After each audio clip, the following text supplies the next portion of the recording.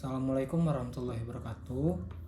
Perkenalkan, nama saya Muhammad Yusuf Alfat Husin dengan NPM 225201156 dari mata kuliah Etika Profesi Hukum kelas B1 dengan dosen pengampu Ibu Rilda Muniarti, Sarjana Hukum Magister Humaniora. Di sini saya akan mempresentasikan hasil kerja saya berupa makalah yang akan saya buat dalam bentuk video penjelasan. Prinsip-prinsip dalam kode etik dan pedoman perilaku hakim. KEPPH dirancang untuk membentuk perilaku hakim agar senantiasa menjunjung tinggi nilai-nilai keadilan dan moralitas. Prinsip-prinsip KEPPH mencakup independensi, imparsialitas, integritas, kepantasan, kesetaraan, dan kompetensi. Independensi mengharuskan hakim terbebas dari tekanan atau intervensi baik dari dalam maupun luar lembaga peradilan. Imparsialitas menuntut hakim untuk bersikap adil, tidak memihak, serta menghindari konflik kepentingan dalam setiap perkara. Integritas berkaitan dengan kejujuran dan konsistensi dalam menjunjung hukum. Kepantasan menuntut hakim untuk menjaga sikap dan perilaku yang pantas dalam kehidupan pribadi maupun profesional. Kesetaraan berarti setiap orang diperlakukan sama di depan hukum. Sementara itu, kompetensi merajuk pada kemampuan intelektual dan profesional hakim dalam menangani perkara secara benar dan adil.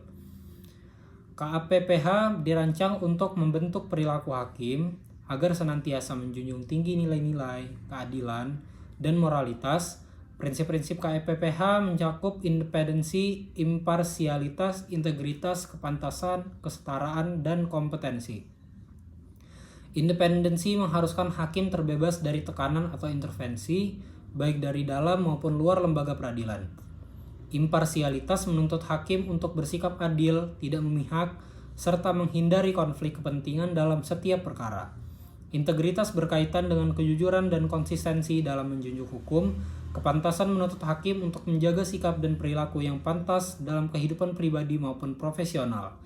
Sementara itu, kompetensi merujuk pada kemampuan intelektual dan profesional hakim dalam menangani perkara secara benar dan adil. Kemudian, pelanggaran kode etik hakim dalam praktik. Berbagai pelanggaran etik oleh hakim telah terjadi dan menjadi sorotan publik. Salah satu contohnya adalah kasus suapan terhadap hakim dalam perkara pidana dan perdata. Hakim yang seharusnya menjaga netralitasnya malah terlibat dalam persekongkolan dengan pengacara atau pihak-pihak yang berkepentingan. Dalam beberapa kasus, hakim diketahui bertemu diam-diam dengan pihak berperkara yang jelas-jelas melanggar prinsip imparsialitas. Tidak hanya itu, ada pula hakim yang terlibat dalam praktik gratifikasi, menerima hadiah atau fasilitas dari pihak yang sedang berperkara. Kejadian-kejadian ini pun menunjukkan bahwa masih lemahnya pengawasan dan sanksi terhadap pelanggaran etik hakim. Berbagai pelanggaran oleh etik hakim telah terjadi dan menjadi sorotan publik. Salah satu contohnya adalah kasus suap terhadap hakim dalam perkara perdata dan pidana. Hakim yang seharusnya menjaga netralitasnya malah terlibat dalam persekongkolan dengan pengacara atau pihak-pihak berkepentingan. Dalam beberapa kasus, hakim diketahui bertemu diam-diam dengan pihak berperkara yang jelas-jelas di sini sangat melanggar prinsip imparsialitas. Tidak hanya itu, ada pula hakim terlibat dalam proses gratifikasi, menerima hadiah atau fasilitas dari pihak yang sedang berperkara. Dan kejadian-kejadian ini pun menunjukkan bahwa masih lemahnya pengawasan sanksi terhadap pelanggaran etik hakim.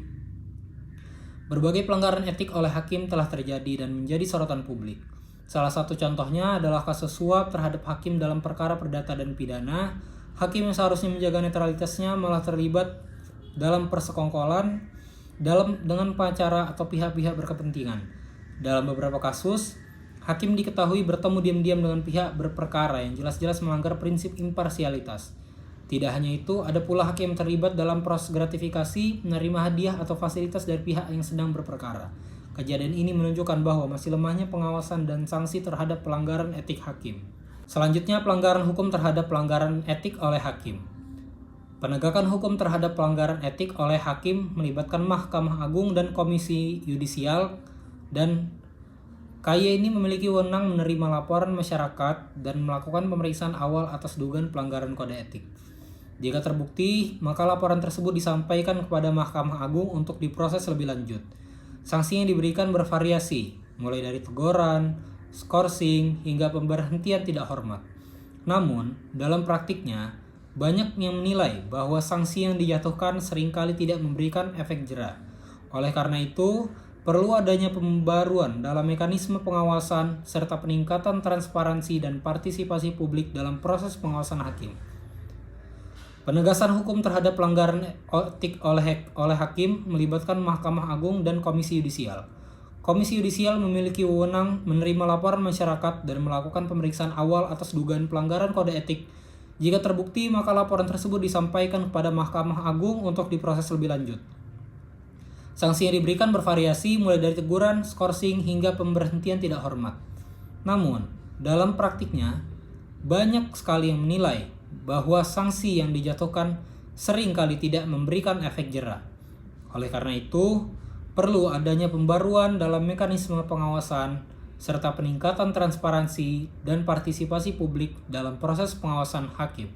Masuk kepada bagian kesimpulan dari makalah yang saya buat adalah kode etik dan pedoman perilaku hakim pun merupakan instrumen penting dalam menjaga integritas dan marwah profesi kehakiman.